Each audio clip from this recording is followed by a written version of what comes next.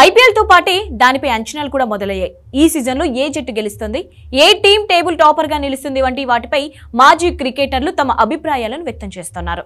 తాజాగా Australia star batter Steve Smith IPL 17వ season పై తన అంచనాలను వెల్లడించారు.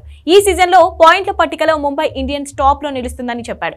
హార్దిక్ పాండ్యా కెప్టెన్సీ ఆ జట్టు విజయాలను అందిస్తుందని పేర్కొన్నాడు. కెప్టెన్సీ ఒత్తిడి లేకపోవడం వల్ల రోహిత్ శర్మ మరింత స్వేచ్ఛగా బ్యాటింగ్ చేయగలుగుతాడని చెప్పుకొచ్చాడు. ముంబై ఇండియన్స్ తో పాటు Lucknow Super Giants, Delhi Capitals, Chennai Super Kings జట్టు తొలి 4 స్థానాల్లో నిలిచే అవకాశాలున్నాయని స్టీవ్ స్మిత్ అభిప్రాయపడ్డాడు.